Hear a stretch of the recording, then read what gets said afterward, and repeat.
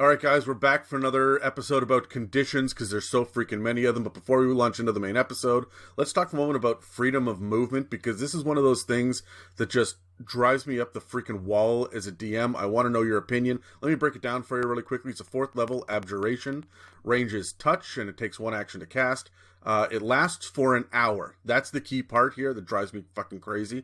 But it's for bards, clerics, druids, and rangers. So, it's divine, but also bards. Okay, you do you. But here's what happens. You touch a willing creature. For the duration, the target's movement is unaffected by difficult terrain, and spells and other magical effects can neither reduce the target's speed nor cause the target to be paralyzed or restrained. That's magical effects, which means you can still get grappled. The target can also spend 5 feet of movement to automatically escape from non-magical restraints, such as manacles, or a creature that has it grappled. So, there you go. Finally, being underwater imposes no penalties on the target's movement or attacks. Guys, is this shit broken? For 4th level, yes. Is this broken? Well, for 4th level, it's pretty cool. But, I feel like it's broken because it's not concentration. I just bitched about how upset I was that the other movement abilities were concentration forced. This one is not, but it lasts for a fucking hour. That's a good argument. It's a good argument. Right? Every other movement capability in this game is concentration, or any buff or debuff is concentration. So why is this one special? I don't have too much beef with the most part of it. I mean, it's 4th level. I mean, you're not getting it for free. You gotta blow a 4th level spell. And if you just got those 4th level slots, it's, you're making a big decision to do this. The part I don't like is that you can escape from manacles and other non-magical restraints with just using 5 feet of movement. I don't see how, essentially, just because you've become Quicksilver doesn't mean that you're now an expert of escaping restraints. Those are 2 different skills, 2 different abilities. So I don't like that part of it. The duration, yeah, it's a little bit long. I mean, 1 minute, realistically. Let's use this for combat, But the main beef for me is the escaping the manacles and non-magical restraints. Is it just me? Is it just me, or are you turning into Gumby with this? Is that the flavor of this? That you're ignoring difficult terrain because your feet just mold over all of the shit? And you're Mr. Fantastic by the end of this, right? Or fucking Plastic Man. I just imagined the Family Guy greased up noodle guy, the one that deaf guy. Yeah, that guy. Well, you didn't want to say deaf, did you, Megan? I just forgot that was an aspect to it. Listen to the previous conditions episode. No, I'm gonna call him Noodle Guy from now on. Also, that's my nickname for Dan. I'm gonna write down greased up deaf guy as an enemy. There you go. Who only uses freedom of movement to piss off its people. He will not obey the command spell. Yeah. Welcome to the It's a Mimic podcast with your DMs, Adam, Terry, and Megan. Welcome to another episode of the It's a Mimic podcast, the roundtable Dungeons & Dragons discussion where you never know what you're going to get. I'm Adam, and with me are Terry and Megan, and today we're talking about condition effects again. So, we're really focusing, I guess, this one on your basic movement stuff and how well you can be found, right? So, you're running and you're hiding. Let's start off with hiding. But there's a couple of things to go over, so guys, this is going to be a bit of a slog. You're going to hear my voice for a little bit, but bear with me, okay? I'm going to get through this as quickly as possible. First of all, let's look at hiding. And we got to get really rules as written about this shit because it's going to get really nitpicky. Stealth.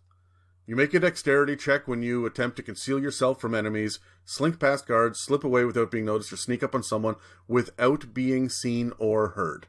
So, if you succeed on a stealth check, you are not seen or heard.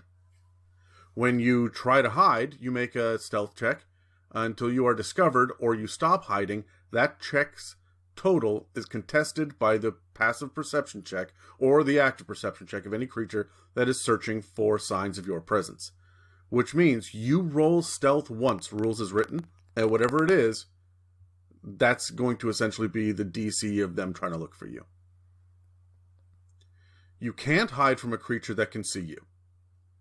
If you make noise, such as shouting a warning or knocking over a vase, you give away your position. An invisible creature can't be seen, so it can always try to hide.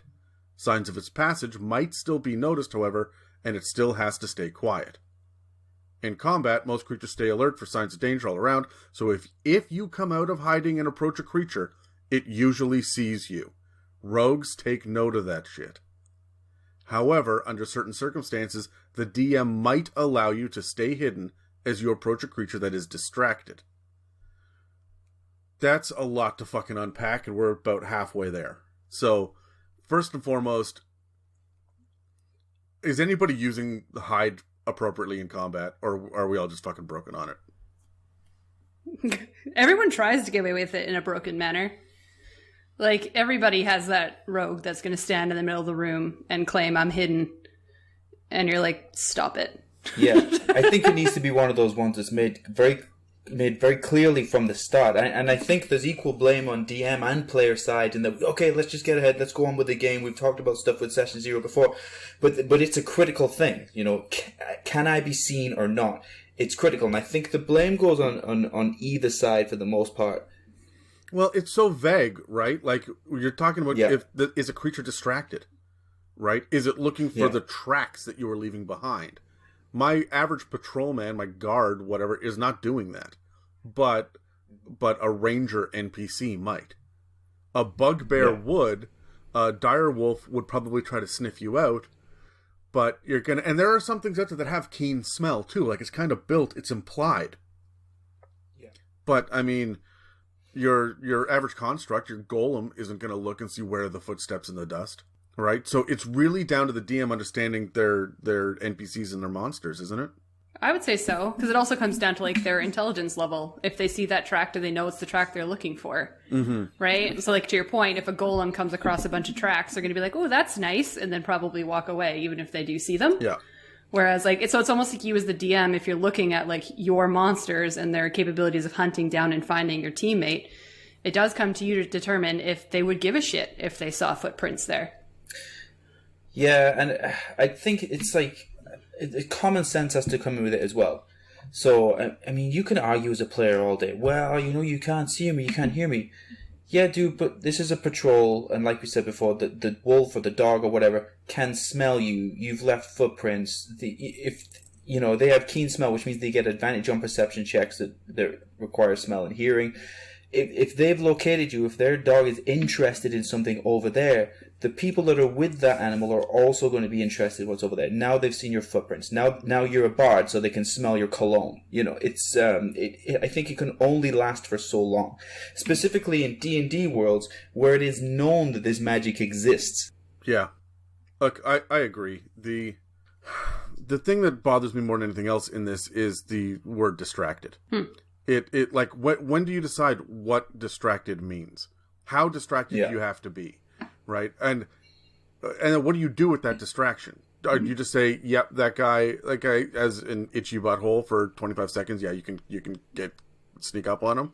Is that enough?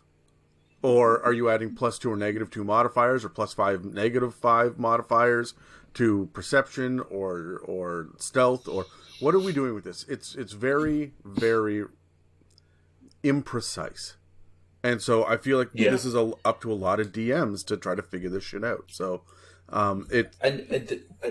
sorry, Adam, go on. No, I just think this is why a lot of people get intimidated by hiding, and why a lot of rogues and players and bards, especially, like, this stuff creates arguments at the table, because these guys are the ones that say, "Oh no, I distracted him," or "Isn't he distracted by this?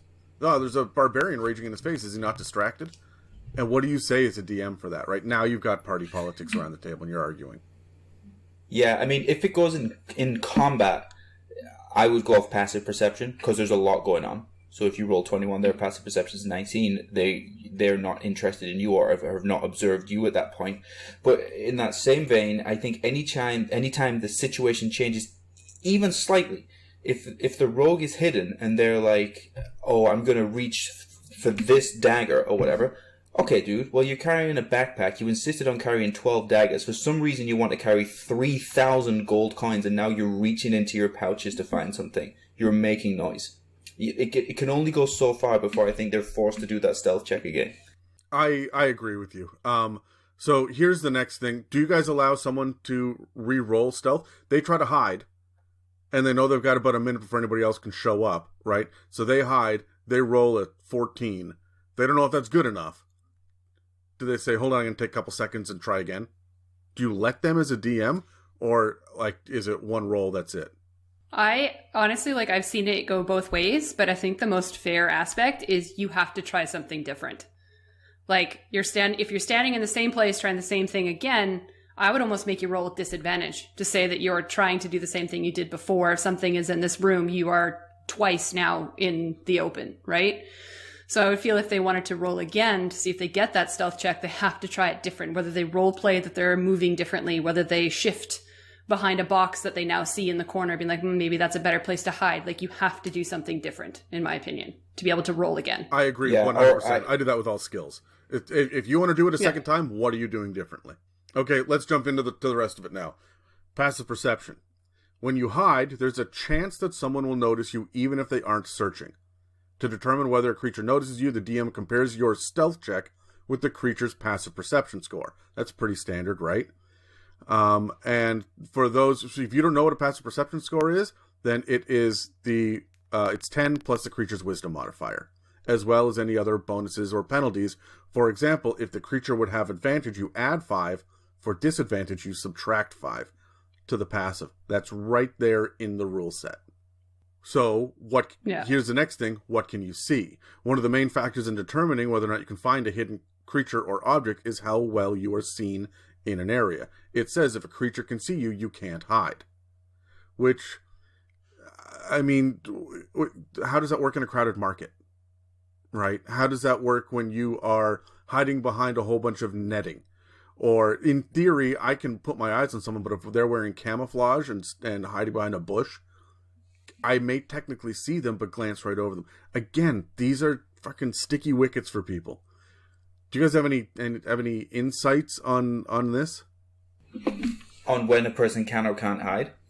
Yeah, on how well you should be able to be seen, I guess, or at what point does a DM just say, no, you're standing in an open field, you don't get to hide, right? But when you're skulking through the shadows in the dungeons and you're wearing all black, you can make a strong argument to say, I'm partially obscured.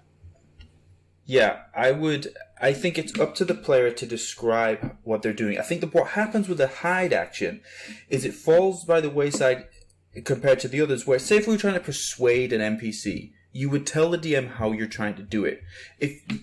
You can't automatically just say, I'm going to hide. If you just use the example of a crowded marketplace, you should say to the DM, I'm going to use the amount of people in this marketplace to try and hide myself.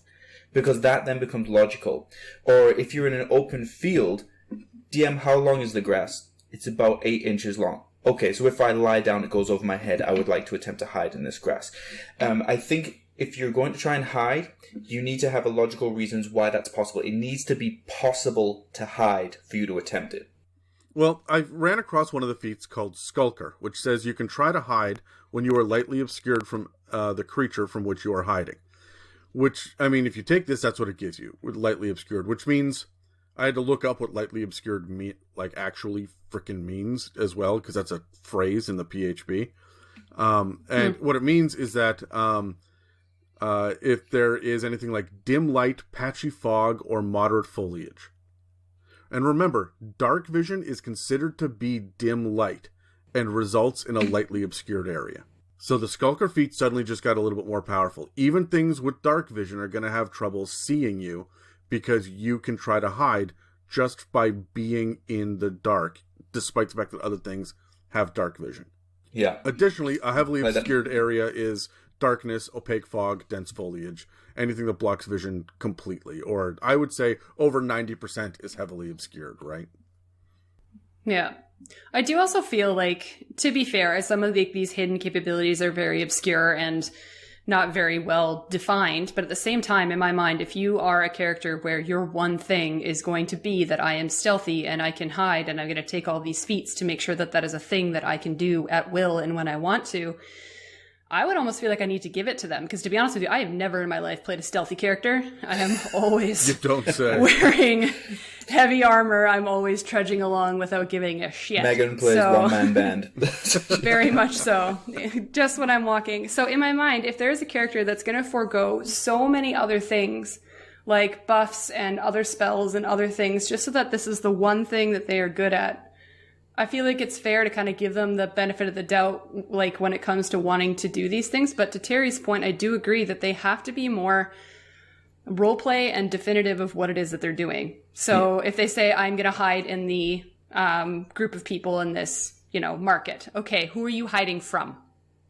Right? Like, what is it that you are trying to evade and avoid? Right? Yeah. And like to their point, like if they walk into if you're thinking about passive perception, to your point earlier, if they're walking into a dungeon where they know there's going to be a dragon, you darn well know that dragon knows that you're there. So you're not hiding from the dragon. You're probably going to say, I am specifically keeping a lookout for any minions or small tracks for smaller animals, just so we can avoid being seen by people that don't need to see us. I'm with you to a certain point here, Megan. I agree with almost everything you're saying, but here's the thing that I don't like when it comes to things like dragons is when we, and I've said it myself at times, when we automatically go, that dragon knows you're there. No, that dragon has a passive perception. If your stealth check beats that dragon's passive perception, it does not know that you're there unless it's actively looking for you, and then it does another perception check. Because it kind of comes back to your original point, is that some people, this is what they're leaning on. That's their ability. I would like to try and hide. All I have to do by the rules is beat this passive perception. Now it's a dragon, it's going to be like 23 or something, but if I do, I still did it. That doesn't matter. A level 14 rogue is going to be able to beat that. Right, like they're built to do this. And Gloomstalkers, fuck. I don't know if you guys remember that Ranger episode, but Jesus. Anyway, so let's do a quick breakdown, and then I want to jump into the other. Okay, I have a question. I want to roll initiative on this really quickly because I desperately want to hear what you guys have to say. When you are disappearing into a crowd, and you see that there is a cloak that's draped over the back of a chair and in a crowded like market area, and there's some cafes, and you grab that cloak, you throw it over your shoulders, and then you just try to walk normally and disappear and become one of the regular, bystanders, and all the town guard that are chasing you stop and look around. Are you using stealth? Are you using deception? Or are you using performance? Can we roll initiative on this really quickly? Ooh. Yeah. Ooh. Oh, I got a 20. I got a 13. For me, guys, this is performance. It's performance all the way. You are trying to fake how you're walking to look at something else over there, and maybe do a little window shopping, and you've changed the speed of your walk, and maybe you're standing up straight. This is an acting gig for me. You've got a character body you're doing. It's performance. That's where I'm leaning. I like the idea of leaning into the performance, because I'm just imagining Aladdin in my head, when that exact scene where he runs through the alleyway, puts the cloak over his head and starts wandering around, and they still find him because he's walking like an idiot. Yeah. So it does make sense that it would be a performance check. It's just you darn well know you're going to piss off your rogue when you say, okay, roll me a performance check. Like, that's going to be a fight at the table, because they're going to be like, what the fuck are you talking about? Like, who do you think I am? I can't perform. That's nice. Try and make it look like you're, like you could probably say roll stealth to see if you steal the cloak appropriately. But now you have to roll a performance check to get yourself through this, right? I think that's cute. Yeah, I like it. I think you swayed me instantly, and I love it when we get to use skills that you didn't expect. But the argument is right there. If they say, why is it performance check? Because you are pretending to be somebody else. It's a performance. Like, otherwise, unless you want to put the cloak over you and then lie down flat, then I would give you stealth. But if you're impersonating somebody else, it's a performance check. Yeah, like if you wanted to duck behind a booth and hide behind a booth until they pass, that's different, right? But if you're literally trying to pretend that you are just a regular person, like, I feel like it has to be performance. That's so cute. I love it. Would you accept a deception check? No, because you're not... no, for me, deception check is something active with the person, like you're speaking to them and telling them a lie, essentially. Well, aren't you lying with your body language? I don't know. I'm kind of leaning towards Terry, where I feel like performance to me is more body language and how you move.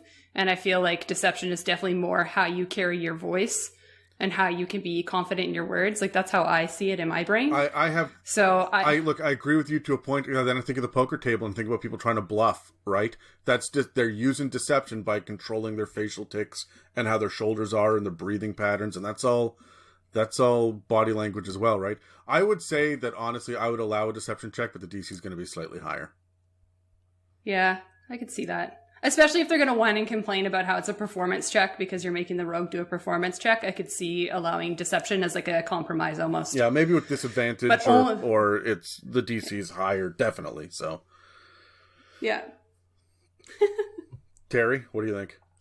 I can see deception, but it depends. I would ask what they're doing when they put the cloak on. If it's a very simple thing that they're doing, I just want to throw the cloak over me and just kind of hide over here, I would say, okay, well, that's deception. But if they're like, I want to change my walk and put in a funny voice and pretend I'm suddenly interested in these spices over here, well, that's performance. You're impersonating something now. Yeah. Get a little bit more of the detail. Yeah, when they grab a croissant, break it in half, hold it to their forehead and say, I'm a tiefling, right? Then that's going to require a performance check. All right, so there's more here, okay? But here's the big takeaway from all of this hiding stuff. You can sneak up on someone without being seen or heard if you succeed. You're hidden until someone finds you or you stop hiding, which means that one thing just sticks. And if you want to try to hide again to get a better score, then you got to do something new. I also like that you continue to fail, and it's that like comedy routine where there's the person who's trying to hide behind the couch, and no, that doesn't work, and then over behind the coat stand, and oh shit, that doesn't work, and then just like running around the room, and then they end up hiding behind the curtains, their feet sticking out. So you can't hide from someone who can see you, but you can hide from their friends who can't see you. Right? Yeah. In combat, if you come out of hiding and approach, because that's the phrasing there, then the creature would need to perceive you, and they probably will. So, but if you come out of hiding and stand still or move away, that doesn't actually apply. So you can actually sneak away relatively easily. And if you are in a lightly obscured area, you can stay hidden with a single roll. And I'm extrapolating on this one because it says that you can try to hide in the skulker feat, right? So if you're lightly obscured, so I would say that if you have that, then and you succeed, then you are hidden, and it just counts as your regular hide. You can kind of walk around as long as you're not approaching a creature, which means you can turn the corner, stop, see the basilisk or whatever, and freeze, and it may not know you're there. But to move forward means that you'll probably need it to be distracted, and distractions are really up to the DM. Right, even the player's handbook errata, which they release every once in a while and don't tell anybody about, they release errata to correct or make things clearer. It says the DM decides when circumstances are appropriate for hiding. Also, the question isn't whether a creature can see you when you're hiding. The question is whether it can see you clearly, which honestly doesn't make anything any clearer or simpler when you're coming to rules. So, because now if I hold up a giant fern, can you see me clearly? It doesn't really help, does it? Mm-hmm. So, let's talk for a second about invisibility. Guys, when you're attacking a square and there's a person that's invisible, you figured out that they're there and you're attacking the area, you have disadvantage to hit, right? How do you deal with it when someone has gone invisible and you don't know what square they're in and people are just attacking random squares? If they say, I know the guy's over in the left part of the room, how specific do they have to be? Well, I guess it depends on like what your team is doing. Are you playing theater of the mind so that you can be a little bit more liberal and free with deciding what square your opponent is on? Or if you're using a map, I feel like it almost has to be, if you're a DM, I would almost say like these 4 squares. If they hit one of these 4 squares, they might hit a finger or an arm, right? Just to give them a little bit more of a broader chance of hitting it, especially if they don't have anyone that has any AoE abilities to see if they can spot the guy, right? Because I can also see a wizard just throwing a fireball down in the middle of the room to see if they can find it, right? So there's so many ways you can find an invisible creature depending on who you have in your party. that I feel like you could, as a DM, be very definitive about that has to be within this square. But I do still agree with if they're in that square and they go to attack and they know that you're there, I do still agree that it would be with disadvantage, just because in my mind, even in 5 feet, I could technically dodge if I'm staring right at this person that's attacking me, right? So I feel like disadvantage still makes sense in my mind, but I don't know what you guys think. Yeah, I think you need to grade it. I mean, just because somebody's invisible, we kind of touched on this a little bit. You know, there's that old trope of, well, orcs still know what man flesh smells like. You know, so you're somewhere close. Wizards are smart enough to know that where the footprints end is probably where the person is. And so when it comes to perception checks, I think you need to tier it. Okay, you roll a 13, they're somewhere behind you.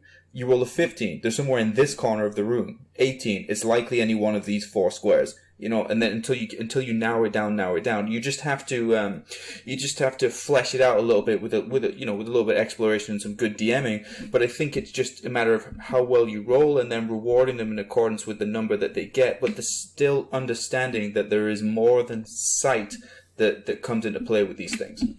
Mm-hmm.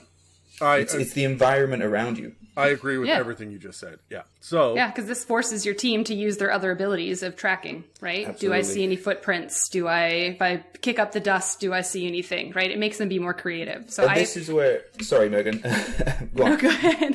I was going to say this is a good chance to. I know Dan is a fan of the mundane type things. This is you don't know where he is.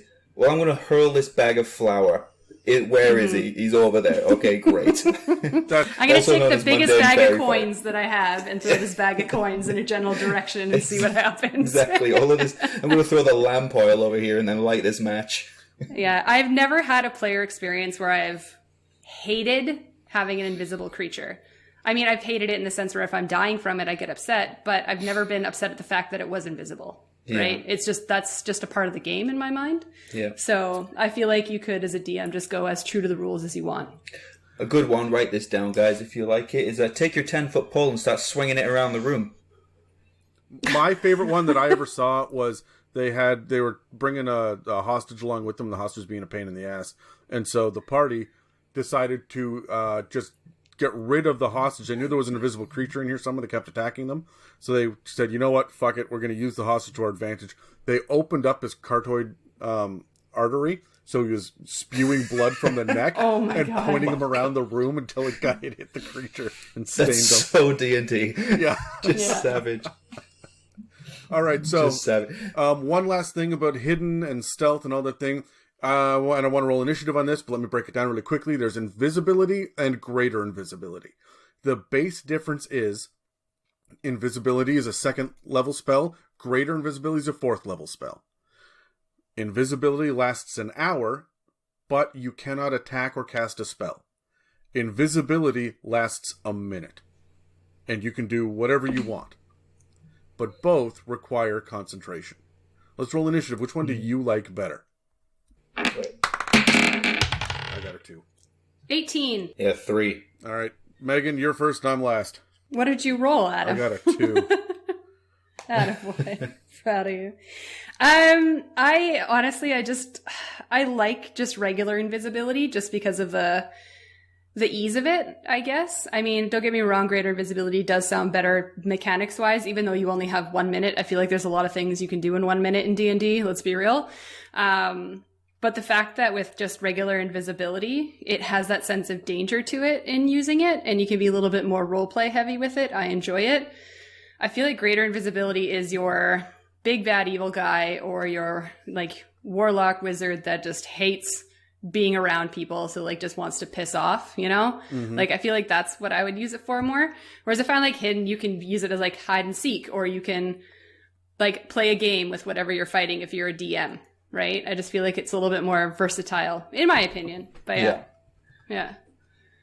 Yeah, I think I like regular invisibility because I just love playing too close to the traffic, and I love it when there's a little bit of tension, and it might go wrong anytime. Do you know what? I think I was just thinking as Meg was giving her answer that I wish that allergies were a thing in the D&D world. Wouldn't that be great? You sneeze? If your adventurer had a pollen allergy or something, that should go into flaws. There should be a random table of either maybe you don't have no allergy, but you should have an allergy to something. It would be great if your level 14 barbarian died of a nut allergy. I'd love that.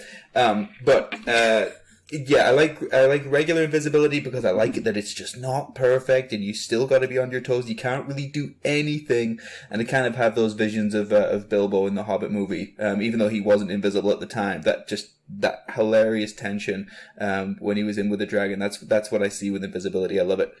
Yeah. I think that you guys are absolutely right, but greater invisibility is just the perfect arcane trickster spell.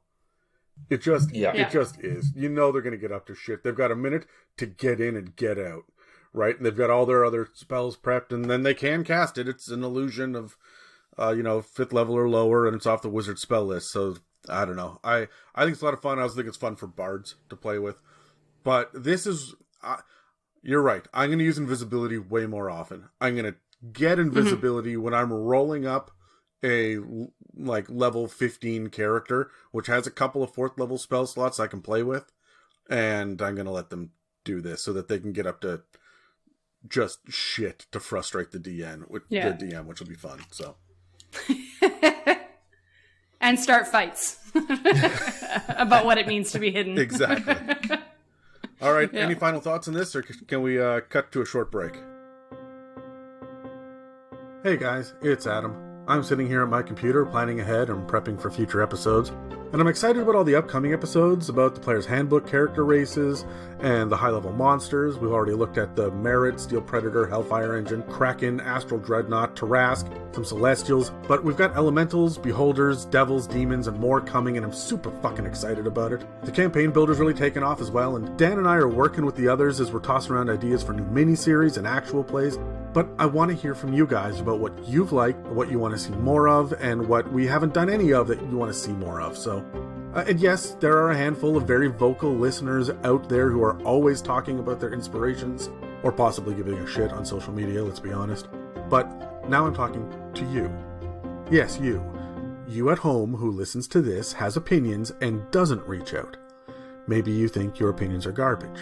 Maybe there's a language barrier in the way. Maybe you're just as lazy as male slave Brad. I don't care. We want to hear what you have to say. We started this whole podcast to interact with the D&D community, and let me tell you something, if you're listening to a Dungeons & Dragons podcast with Dan and I on it, then you're part of the D&D community, you fucking nerd. So, embrace your nerdism and hit us up on social media. We've got a subreddit at r/itsamimic. We've got Instagram. That's a great way to get a hold of us. Facebook is pretty active too. And of course you can reach out to us through the email at info@itsamimic.com. So I've given you this info now. You've heard it a million times on the podcast before, but now there is no excuse. We want to know every one of you and what you think about the topics that we're talking about, even in the older episodes. Let us know, because your opinions are valid, and they are important, and we want to hear about them. So reach out. I'm opening this door, and I'm asking you to roll initiative for your own conversation with us. Any of us. Doesn't have to be me. You want to go flirt with Coffee Bitch Dave, or create a long conversation with completely normal Megan about dragons or paladins or anything else that she's spoken about? Or if you want to know what Brad thinks about an episode that he wasn't even on, any of us, about any topic, reach out. We really do appreciate every single one of you. Every download matters to us. Every time that one of you has started listening to our voices, it means the world to us, and we want to hear now what you have to say. Let's turn this monologue into a dialogue. So, now that I've reached out, I want you to reach back, take my hand, start a conversation. Let's be weird about it. But for now, let's get back to the episode. Okay, so now my favorite thing in the world, and I know it's Megan's, is getting hugged in D&D. Mm-hmm. That grapple factor. So, so this is actually why I wanted you on this episode, Megan. When I was sitting there talking to Dan, I'm like, Megan's got to be on this one. This just, it's fantastic. Yeah. So, that's what I assumed. Yeah, let's go over it. It's really, really straightforward what grappling does, and it gets a bad rap for being complicated, but that's because previous editions were insane. It's very, very straightforward in 5th edition. It is an opposing athletics versus an athletics or acrobatics check. If the person trying to grapple succeeds, then you become grappled. A grappled creature's speed becomes 0, and it cannot benefit from any bonus to its speed. The condition ends if the grappler, so the person that initiated it, is incapacitated. And by the condition, not just like, he's a little bit drunk. The condition also ends if an effect removes the grappled creature from the reach of the grappler or the grappling effect, such as when a creature is hurled away by the Thunder Wave spell. Right? So, and it does not necessarily say magical. So I would say that if you guys are grappling on a ship that's going through rocky seas and whatnot, that grapple would get broken pretty much constantly.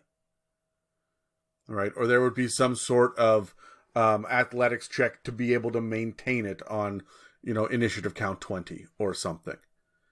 So, guys, How do we feel about grappling?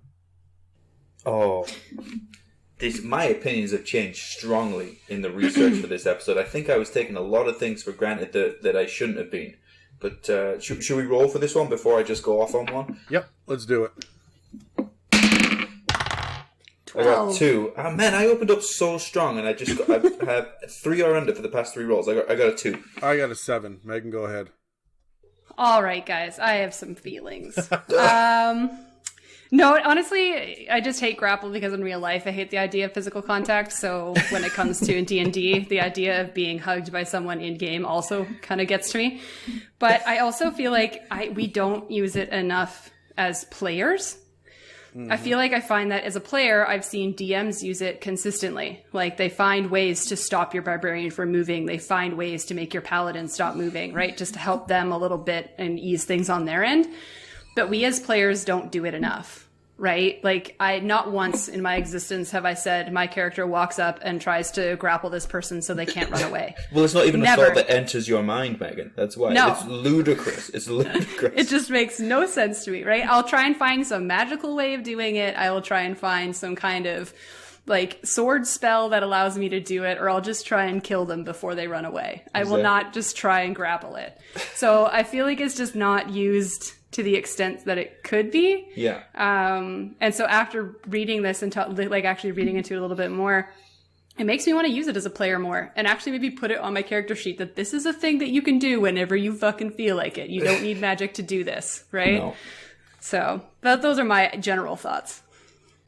Okay, so I've got a couple of big thoughts about this. One, you can still attack, right? And I think people forget that. They think that they just lose the turn if they're grappled. Which is wrong. 2, when you're grappled, you can drag people. It says in the PHB, when you move, you can drag or carry the grapplee with you, but your speed is halved until the creature is 2 or more sizes smaller than you. So right up front, guys, you have seen this in games with me. My guys like to grapple you within 10 feet of a ledge, drag you over to the ledge, and turf you over the fucking edge of it. Oh, yes. This has occurred. Or grapple you and pull you underwater and drown you. Yeah. Right?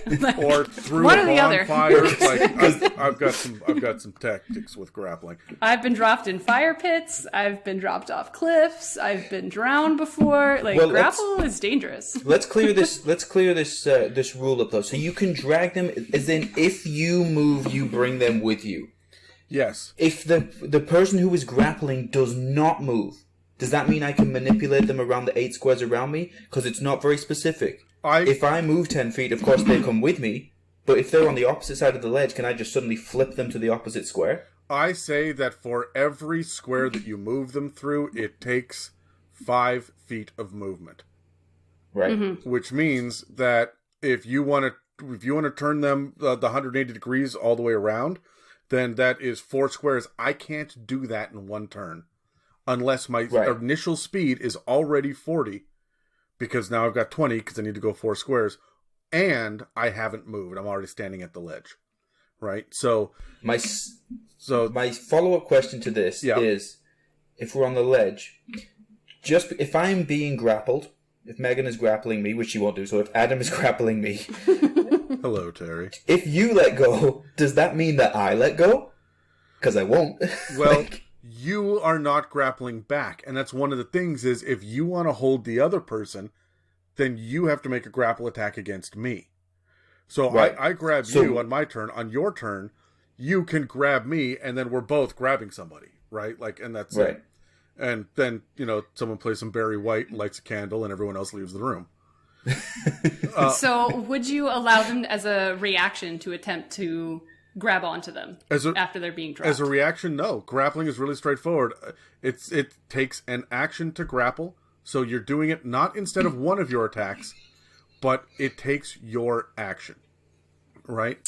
You have... Shoot. Yeah, and it also takes your action to break it, right? So to get out of the grapple means that you are giving up your ability to disengage or swing a sword or cast a spell, right? Like, you will still have any bonus actions you have in your movement and whatnot, but just because you break the grapple, and I've seen this, everyone says, I'm going to break the grapple, and then they stand there, and they don't run away because they don't want to get hit. Yeah. And I'm like, well, fuck, I'm a tentacle monster. Guess what I'm doing next round? Like, here it comes, guys. Well, that's what my character always did. She just gave in and said, that's cool, I'm going to stab you in close quarters because I am not wasting my time trying to break this and run away. So say hello to my sword, friend. I remember the session that you realized that, Megan. It was a game changer for you. It was the best day of my life. I'm like, wait a minute, I can hit them when I'm in this hug? I kind of have a newfound love for this as well, especially because you guys have played D&D with me. I like to fuck with things. I like to be a motherfucker. And I like this whole approach. It's kind of like a judo approach that you push, I pull. Exactly what Megan just said. Oh, we're grappling now? Well, I'm a motherfucker. If you want to grapple with me, you better pack a lunch, because I will pickpocket you. I will sleight of hand tie your shoelaces together. I'll smear my wizard's back guano in your eyeballs, and I'll cast light on your fucking retina. If you're doing this, I'm doing this, and you better pack a lunch, because I'm not going down easy. Yeah. So, the last thing that I want to point out, and this is something that everybody gets wrong, let's say that that the three of us are in combat, and I grapple Terry, and Megan runs over to hit Terry. Megan, you do not get advantage on that attack, rules as written. Mm-hmm. Not unless you're using the flanking rules. The grapple alone doesn't provide advantage on that. Well, I feel like that makes sense. If you can attack someone with your sword while being grappled by somebody, you can defend yourself. I think that checks in my brain. In my head, you're grabbing them by the collar, or right by the front of the shirt. Yeah. This is not an arm bar or a headlock, right? And that's what it was in previous editions, right? So it's a little bit different now. It's just you maintaining physical contact and keeping them from running away. Yeah, because I feel like restrained fits your arm bar and your, hold positions more than grapple does now. Yeah, absolutely it does. So, guys, do you like that it doesn't give advantage? I agree with it because you are not in control, and so you're not the full threat. Yeah, I definitely agree. I think it just makes sense in my mind. If we're being as clear-cut as it is, as grapple is what it is, it just makes sense to me. Yeah. Yep, I feel the same way. I don't even have anything to roll initiative on for this one because I feel like we're all on the same page. Actually, no, I do have one. What a weird day. Oh, yeah, I have one. Never mind. I changed my mind. Grab your dice. Let's roll. Oh. And I want to know, would you guys play a character that would be based, like a PC, that would be based on the idea of they're going to be a grappler? I rolled a 7. I got 10. I got a 19. So, for me, absolutely, I'm all about this monk shit. Flurry of blows is a bonus action, grapple, and I'm just going to put my knees and elbows and headbutts into you over and over and over again. I absolutely love that. Yeah. Nice. Was it me? Yeah, I would. Even though I love the role-playing exploration part of the game so much, I get so into the combat, and I like to think very strategically, and I like to mess with the environment, and I like restricting movement. I think it's, I still to this day think it's hugely undervalued when taking on an enemy, and I love that. I would just add a quick question, though, something I would like to throw in, Adam. I don't know or even both of you guys, how you would rule this. It's, say if we're trying to grapple underwater, Megan touched on this before, getting drowned. If I have a swim speed, do I have advantage on that? Like, I'm more proficient in grappling underwater. If we're falling through the air and I have a fly speed, do I get advantage on that check? For your check to grapple? To either grapple or avoid being grappled. I don't, because grapple is more strength based, isn't it? So it doesn't really matter what your speed is. Well, no, but it's athletics, so it's all about lifting and climbing and stuff. I'm going to say this: you don't have advantage, but the other person has disadvantage. Right. Yeah. That's why I would rule it, because you are just doing your basic actions, no different than you being on land for you. But for them, it's very different. So they get disadvantage. And I can't believe, I would play a grappler. I'd play a Triton grappler because I've never thought about, and I can't believe it, just grabbing hold of somebody, taking them underwater, and just holding them there. I'd play a high con modifier Triton so that I can take you down. Oh, man.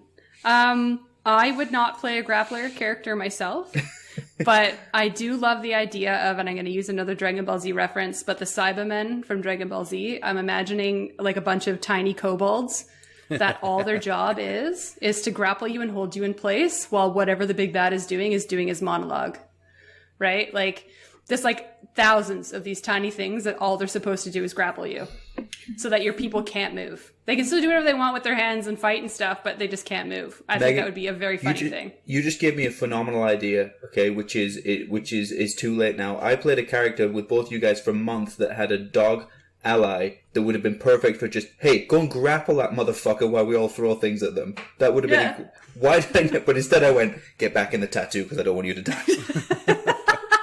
I think that was more of it than anything, which has stopped you from even thinking that there was an idea there. Yeah. But yeah.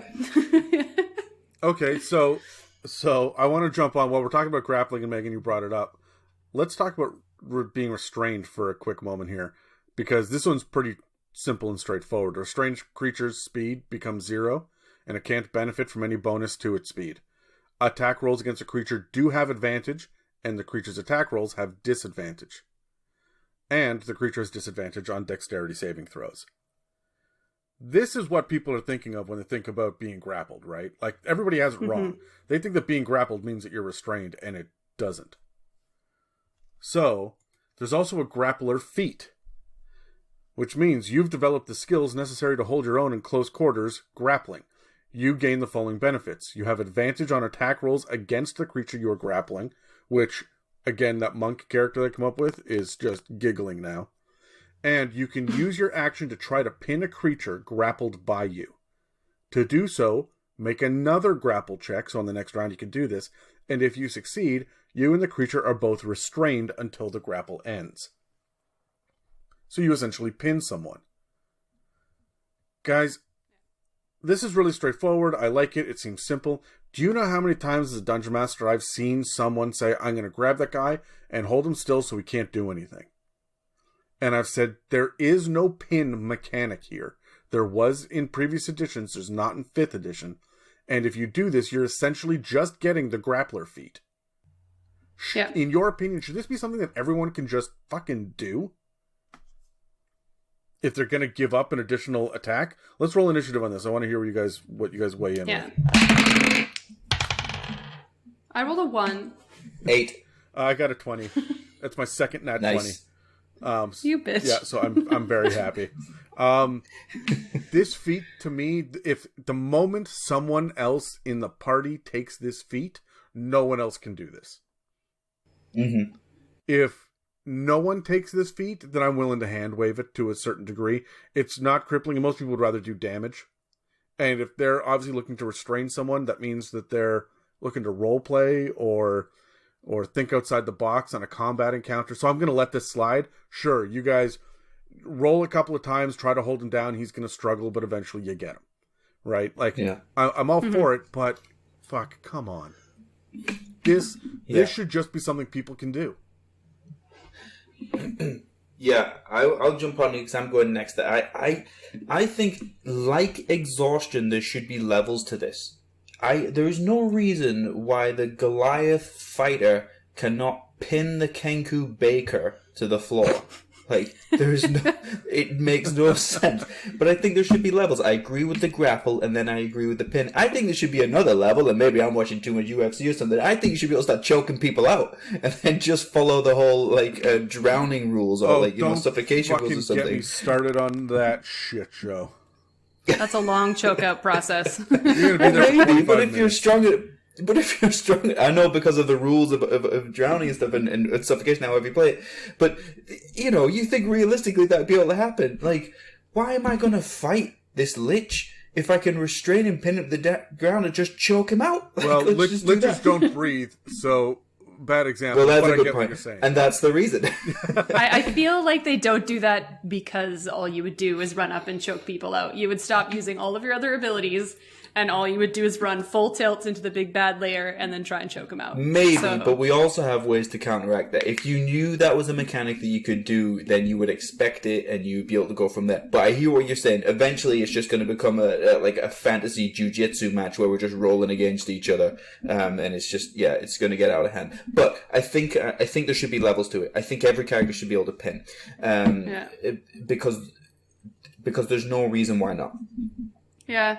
I think that if, like, to both of your points, talking about the role-playing side of it, if you can tell me how you are restraining them versus grappling them, right? Yeah. What are you doing differently that makes this not a grapple? Because you only have 2 arms, right? So you can't necessarily yourself restrain someone. So in my mind, if you're going to restrain, it's going to take more people, it's going to be a high check, or it's going to be harder. It's just generally is going to be harder to do because you are, if you think about yourself as a human, and someone runs up and grabs you around the waist or grabs you around the arms as like a hug, and for me, I would die inside, but it just happens. It happens in nature. It's fine. But if someone suddenly decided to try and start restraining my arms, I am going to fight back, right? Like it is a lot harder to do just in real life that I feel in D&D. It would be 10 times harder because they have so much more they can fight back with than a regular human in everyday mundane life. Right. So I do feel that there has to be either a role-playing aspect to it or add people to help you do it, or have the equipment to make it happen. Right. And if you don't have any of those aspects, you're just going in with a regular grapple, in my opinion. Well, and now you guys have made me start thinking about these ideas of levels of grappling. And so the idea that you can still attack with a weapon while you have someone grappled. So I use my left hand to grab Terry by the, well, he doesn't have long hair anymore, by the short hairs. So I'm grabbing Terry by the short hairs with my left hand, and I've got my club in the other one, and I'm just going to beat him with it. This is the best day of his life, by the way. Yeah, so this is going to be club on club action. Just to get the attention, Megan. It's just nice to know somebody cares. Yeah, I know. I want you guys to know that I literally have my hands up as if I'm doing this as well. Like I'm acting this out. But let's say that Terry then tries to escape the grapple in his turn and he fails. And it's my turn. I can drag him up to 15 feet because I'm a human. I move 30. So I can hit him. Could I not drop the club and use my other hand to do a second grapple check? So now I have him by both hands, and he's got to break free twice. I would say that if your team is willing and smart enough to do that, like say that out loud as theater of the mind, I would allow a roll for it. Yeah, I like that. So then he's got to try to break free, and this becomes a struggle fighting in a back alley, right? Like, this is going to tie up 2 people. This is what this is what it should be in my head. I like that a lot better. Yeah, and when I agree with what you're saying here, Adam, it's got me thinking as well, because I'm thinking of that leveling thing I said earlier. Even when it gets to pinning, if you're in the back alley and you're wrestling someone, you're pinning one down, one's going to be top, as I say this, it's not coming out right. And Megan knows where it's going. Keep going. As I say this. If you're in the back alley, one's going to be top, one's going to be bottom, and I think you should have the right to switch that. Is the back alley dirty?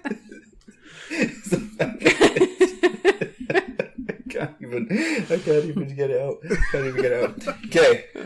But you see where I'm going. Like, if you're pinning somebody down, well, then I should have the right to maybe, like a reverse grappler check where I am now pinning you because I've rolled you over. Now, you see, I agree with you. I agree with you 100%. But what we're talking about now is the complexities of 3.5 and the rules upon rules upon rules.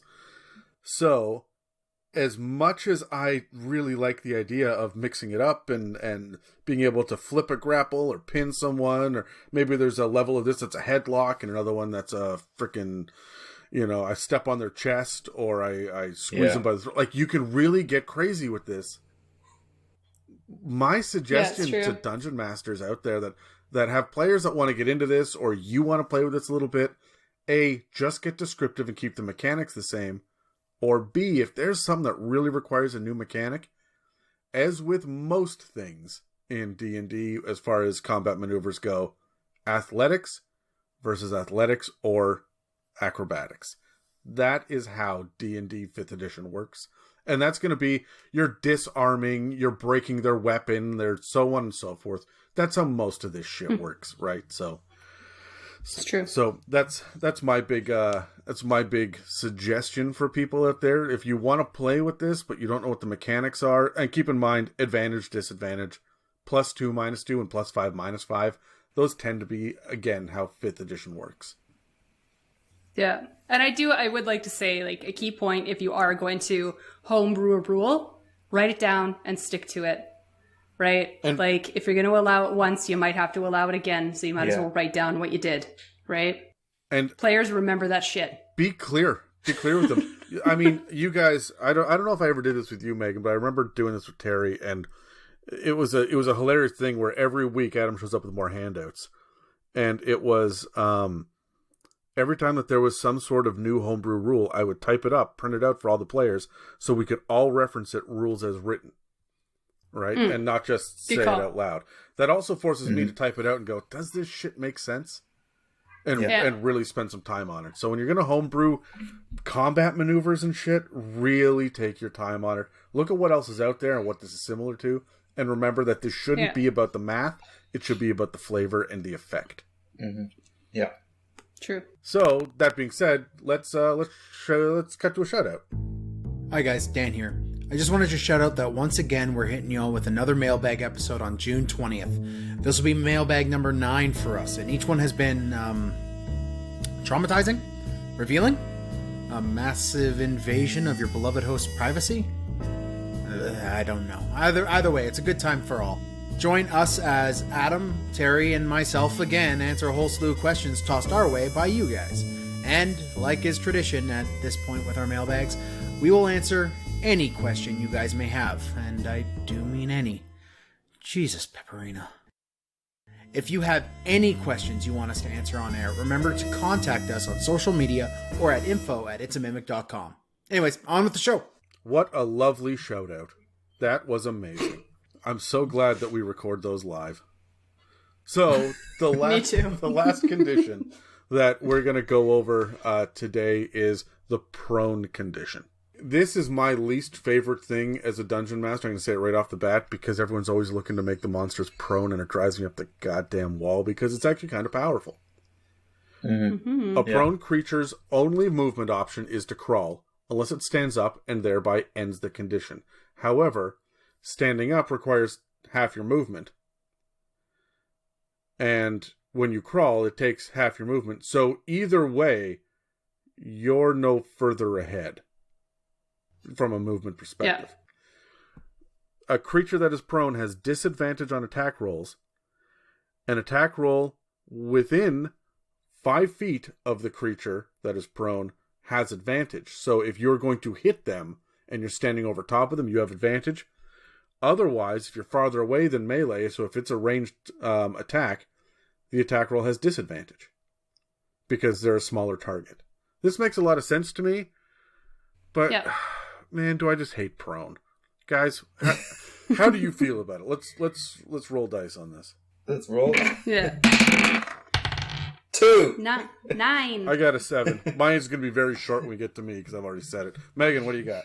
You're like, you have emotions is what I hear. Yeah. I feel like prone is the one that neither a player as well as DM, no one likes being knocked prone. It is the most frustrating thing on the planet. So if you want to piss off your players, knock them prone. If you want to piss off your DM, knock the big bad onto prone, right? Like no one likes it. And it's the one condition that I find is very hard to make fun unless you are legitimately playing in a lighthearted setting. So that's why I find this one is my most reluctant to do, because as serious as I like my D&D gameplay to be, I don't like getting cranky over the fact that my character can't move, because sometimes just as a human, you can't help but get cranky. and this is the one that will get me cranky. Mm-hmm. So that's why I don't really like it. However, I do enjoy the idea of the fact that the ranged attacks do have disadvantage, because you could use being prone to your advantage if you are being arrowed to death, which doesn't happen often, but it was a neat thought in my brain. So Yeah, I gotta ask then, Megan, do you like it better than being restrained or grappled? Because you said the movement thing pisses you off. Well, I think it's the fact that to be able to stand up, it takes away half my movement. Whereas, like, if I'm being grappled, I can't move, but I can still do other things. Yeah. And restrained is very hard to do. So out of the three of them, I think prone is the one that drives me the bonkers most. Just because I don't like having to try and stand up again. Because then you're like, okay, I stood up, I now only have 15 feet, but I don't really want to break my distance or whatever. So if I don't one-shot this thing, I'm going to be knocked prone the next turn. Right? So it's almost like you're stuck in a loop. Once you get knocked prone once, it's going to happen for the whole damn fight. So I think that's why I hate it. But yeah, those are my feelings. Honestly, I absolutely hate prone from a DM perspective. I've said that. It drives me nuts. Oh, I gotta knock him prone. And there are some battle master things. Fucking Dan used to knock shit prone all the time. There's a bunch of spells and stuff that knocks things prone. A lot of the high level monsters as well. When you get to tier 4, a lot of stuff is hitting you and knocking you prone. A lot of elemental stuff is knocking you prone as well. And it drives me nuts because being knocked prone immediately changes the scope of the battlefield because things can't move as much as they could. It really, from a DM perspective, I want control over this so that it's nice and balanced the way I planned it. The moment the prone happens, there's an imbalance, and not necessarily a good one, like for the players. So I don't know. Prone is a wild card for me. My thing that I would like to see, and for tactical players, think about this. If there are a bunch of archers and you don't have anything ranged that can hit them, or they're popping out, shooting, and jumping behind cover again, and you need to get there, crawl. You'll go slowly, you'll get hit less often, and when you get within 15 feet of it, stand up and run.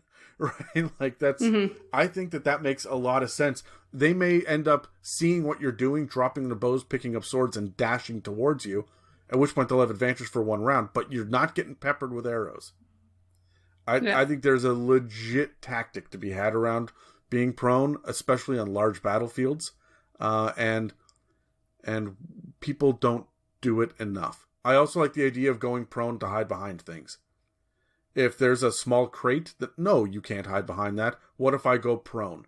Ooh. Well, then yes. I'm just lying on the floor. Just look at me. I'm just lying down. Yeah, because then on your turn, you can use half your movement to stand up, to make your ranged attack, and then to flop back down again. Yeah. Right? My only complaint is, can you guys picture the guy with the wand or of magic missile? Well, magic missile is a bad example, but a firebolt or the heavy crossbow, and he's lying on his stomach, peering over the hill, aiming at an enemy. Why does he have disadvantage on this attack roll? Adam, you read my mind. Why the hell do I have disadvantage when I'm laid down with my heavy crossbow? Because your range of vision shortens. No, I was in the army for 6 years. If somebody starts shooting at you, you fucking lie down immediately. Well, you run forwards and you lie down, but still, you're more accurate. Are you, though? More accurate when you're lying down? Yeah, okay. You try and shoot a target from 100 yards away from laid down or from standing up, in miles easier when you're laid down. Prone. I think I've shot a gun once, so... Okay. but it's true, though, right? It's a more stable position. It's a more stable position. Makes sense. Yeah. Now, to try and fire a longbow from prone, not going to happen. A crossbow, sure. A blowgun, absolutely. Spell attacks, there is no reason why they should be at disadvantage. I'm pointing. He's over there. He's there. I'm laid down. Shoot him. Like, there's no reason why that should be a disadvantage. So I don't agree with that. I think the way around that is simply to have in the you can put it in the weapons list, where it's like it's light, it's versatile, whatever. There should be a word or term that means that this weapon does not have advantage if you're prone, or maybe even ignores the disadvantage at distance or something like that. But I don't think everything should automatically be a disadvantage, because technically some weapons are much easier to use from prone. I actually love prone. I do love prone. I tried to use it when I was playing Titus, my fighter character. Occasionally I tried to use it. He was heavily armored, but he's crossbow expert with a heavy crossbow. If there was something I didn't want to go toe to toe with, I'd just fuck off to the back and lie down and fire my crossbow, so that I was harder to be hit, but I could still hit them. At the time, I realize now that we overlooked that I should have had disadvantage on those attacks. But it was 2 years ago. So that wasn't overlooked. That was very much. I hand waved that on purpose. Because that's a homebrew for me. I think it's fucking stupid, and you should have just been able to attack normally. Yeah, but also I think it's overlooked by a lot of distance characters. Wizards, if you're standing at the back and you have no intention of going toe to toe with people, lie down. Immediately lie down. If obviously there's going to be circumstances where that doesn't work. If there's archers, you're going to be hit by longbows or something. Don't do that.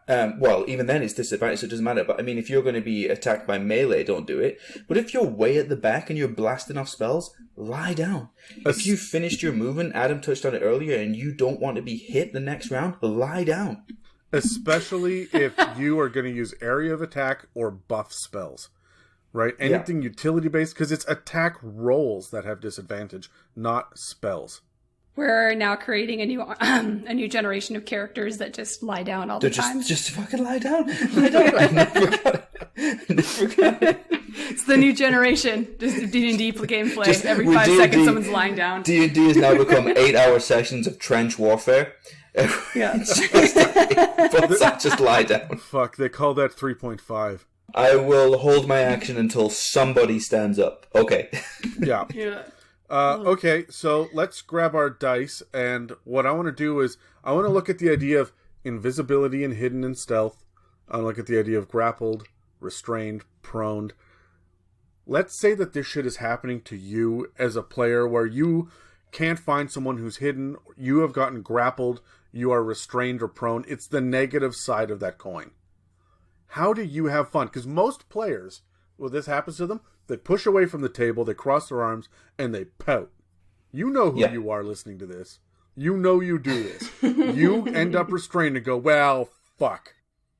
And then you just get angry until your turn, and you start your turn with the words, well, I guess because there's nothing else you can do. Right? So I'm excited. I love it. I'm ready to go. Yeah, let's roll initiative. 17. Oh my goodness, I got up a 10. I got a 17 as well. I got a 2. All right, roll again. I got 13. 5. I'm going first? Oh, excellent. I said it earlier on, but it's that judo principle, not that I do judo. You push, I pull. Okay, if you're restraining my movement, if you're grappling me... If you're restraining my movement and we're staying here, well then, motherfucker, we're staying here. If I'm restrained and I can't move, my job, according to me now, is to cause absolute havoc so that the enemy's focus goes on me, because then we can predict the battlefield. Hey, I'm going to start blasting off my mega spells here to force them to engage me so that you know where they're going to be. You know what's happening now. It takes away the uncertainty. When everybody can move, everybody can go everywhere, we know what to expect. When one person's stuck fast and they start blasting off bullshit, you have to engage them. We know the enemy's going over there. We'll deal with them there. What I said to you guys before about if you grapple me, that's absolutely fine. I'm going to smear my back guano in your eyeballs. I'm going to cast light on your retina. I'm going to, sleight of hand, slice the laces on your boots. If you decide that that's what you want to do with me, pack a lunch, because I'm going to fuck with you and make it life as hard as possible. If they push, you pull. Terry, I feel like, fuck, man. You are the kind of guy that if I put you in a headlock, you're going to bite me. That if you and I, are grabbing each other and we're wrestling, you're going to start gouging. You're going to go for the fish hook or the eye gouge, or you're the kind of guy that is going to piss himself just to make me let go. And that's... Adam, you took it to the extreme there. But that's right, because if you decide, not you, Adam, who had me in the metaphorical headlock, but if you decide that that's what we're going to do, Well, then pack a lunch, because I'm tripling down on that. So you better be sure that that's where you want to be with me, because you're not fucking leaving. And that's why I said earlier on, just because you let go, does that mean I let go? Because if you're like, I'm done with this grapple, I can't, he's a psychopath, I can't handle it anymore. No. I'm not finished. We're staying here. I feel like you're the person, Terry, that the monster grapples you and you roll to kiss just to make it let go. You want to make everybody uncomfortable. Not only the thing that you're fighting, but everybody else in the room. Like, let's see how far we can take this. I'm honestly where it's like, if I can tell that somebody's charging towards me, I will drink the acid and hold it in my mouth and then spit it in their eye when they grapple me. Like, there you go. You made that decision that we're doing this, and now I'm tripling down on this. I feel like you're the character that's like, the monster roars in your face when it's got you grappled, and your response is, I moan. Fuck, Terry, goddamn it. I moan and writhe against it seductively. Oh, God. Oh, Lord. We haven't had Uncle Terry on this fucking podcast in a while. It's been a while. I'm just a psychopath. I just need help, I think. Oh, Lord. Okay. Meg? Well, just to take it back down a notch, I feel like I am probably the character that has been grappled the most out of most playing characters on the planet at this point, and I am the character that I will sometimes huff, and I know this about myself. So honestly, talking about this has taught me to be more mindful of it. So in future games, I do feel like I will be that person that I've rolled my eyes every single time I've gotten grappled, but at the same time, make it fun on your turn, right? Like, to your point, yes, I'm grappled, but now it's your chance to be creative with it. Like, you have a sword, or if you've got a bow and arrow but can't shoot the bow and arrow, try gouge his eye out with one of your arrows.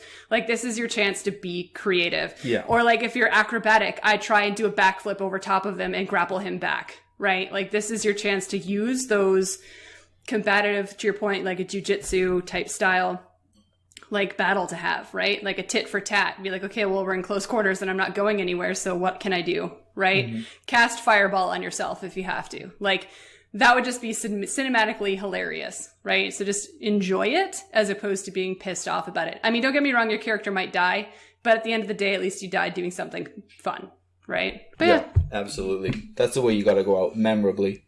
Yes. Not alone by yourself in a cave being turned into a zombie.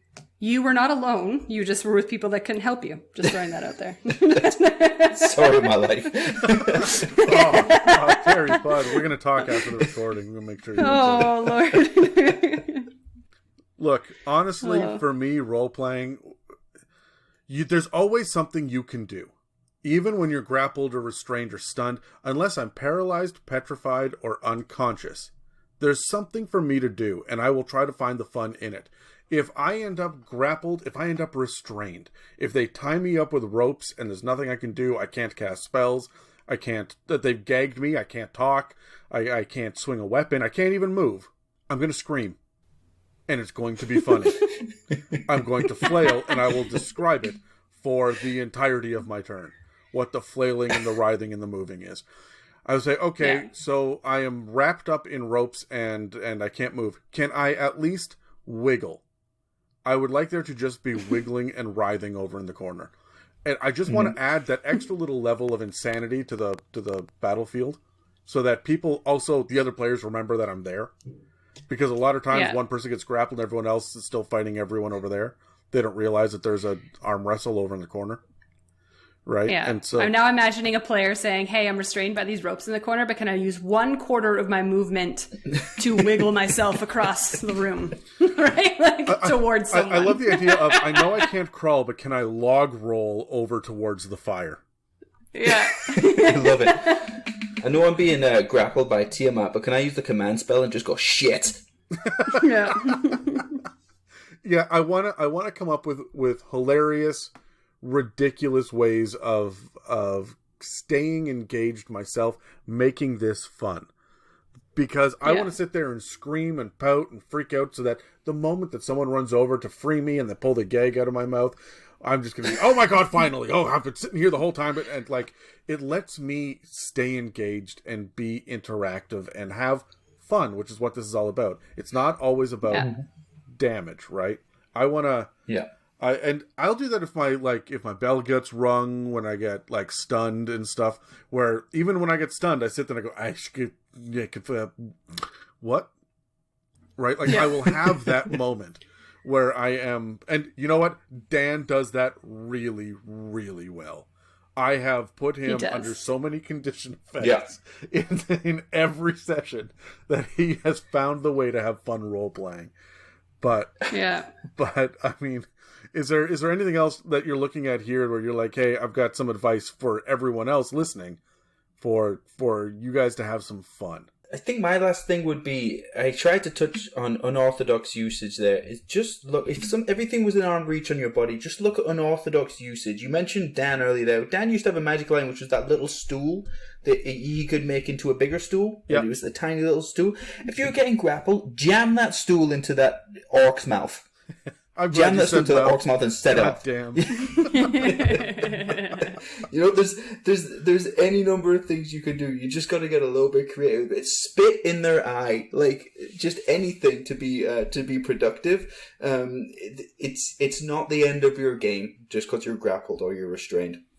Yeah, and I do feel like we're talking about how it's designed to be creative, but the thing to remember about conditions is that they're being added to the game to add a sense of realism as well, right? Like, realistically, someone is going to try and stop to move you. Realistically, someone is going to trip you so you fall down a hill. Like, those things are going to happen. These are just the rules and regulations to keep you as a player safe and keep the DM safe as well. So their whole point of it is to add to the story, not take away. That would be what I would say. Mm-hmm. Yeah, if the moment I'm taken out of combat is the moment that I'm going to start looking around and exploring the surroundings. I'm going to start saying, okay, I want to use my perception check to do this, investigation to do that. I want sleight of hand to try to get out of these ropes, whatever it is. I'm going to go lean on my skills, or I'm going to start role playing. And what you guys, I mean, I don't know the last time I was a player, but if you ever see me just give up and start role playing, or I give up and I'm like, wait a minute, what is in my pockets? And I start flipping through my notes.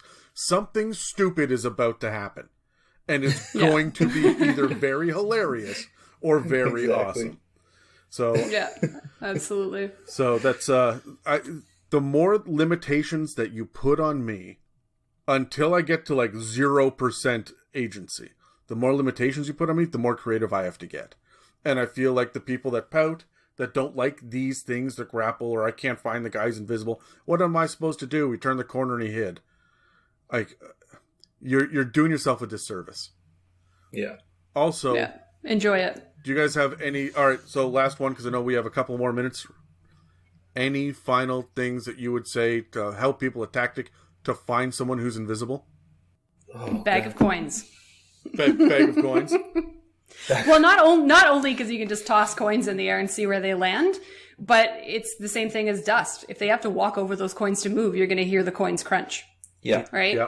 So, anything, bag of coins, bag of flour. Take your 10-foot pole out and start spinning around until it snaps like a pool cue. Set the room on fire. That will reveal where they are. You know, think D&D. Don't be like, oh my goodness, what are the spells that I have? What is it? Cause absolute chaos, and the world will come to you. Yeah. I feel like you have that tattooed across your ass, Terry. That's the metaphor for my life. You push, I pull. I'll cause fucking chaos. Oh, you want to do this? Right. Okay. Well, we're setting everything on fire.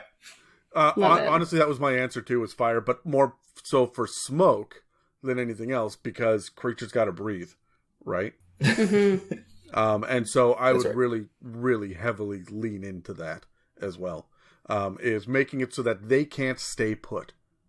Whatever you're doing, Terry, you guys did this to me in the Demon Keep way back when, where there were invisible demons and there were a bunch of freaking quasits, and you guys were just tired of it, so you lit the room on fire. And I'm like, holy shit. And you guys just heard screaming tiny demons just burning to death. Yeah, that's right. Amazing. Okay, so that's it for this week's episode on conditions. There are many more to cover, and we'll be circling back to them over the next few months. You can find us on iTunes, Spotify, and YouTube, as well as dozens of other podcast apps. You can also find us at www.itsamimic.com or email us at info@itsamimic.com. Thanks for listening to the It's a Mimic podcast, and make sure to check us out next week when we're covering Bronze Dragons, Terry. I know these are your favorite. You've reached the end of another episode of the It's a Mimic podcast. Connect with us at itsamimic.com. Don't forget to subscribe and hit those share buttons. Thanks for listening, and see you next week.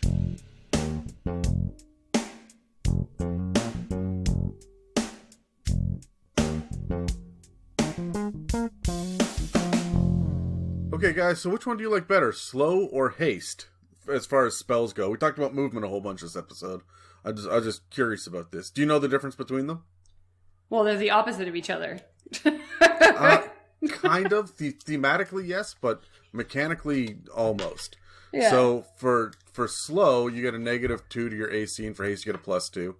For slow, you get -2 to your dex save, but for haste, you actually get advantage on dexterity saving throws, which is more powerful, right? Mm-hmm.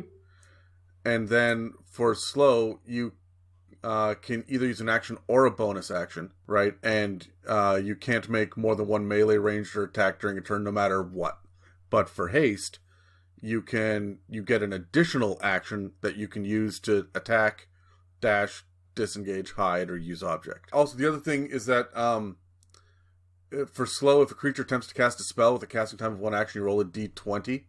On an 11 or higher, the spell doesn't take effect until the creature's next turn, which I don't think I've never seen that at a table. I don't think anyone's ever played with that in front of me.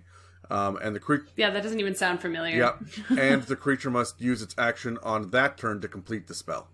So it takes essentially 2 turns to cast a spell. For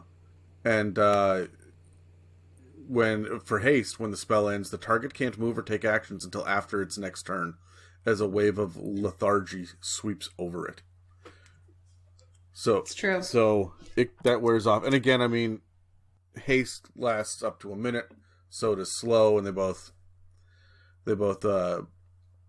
need concentration on them. So anyway, so you want to roll for it? Let's see. What do you guys think? Sure.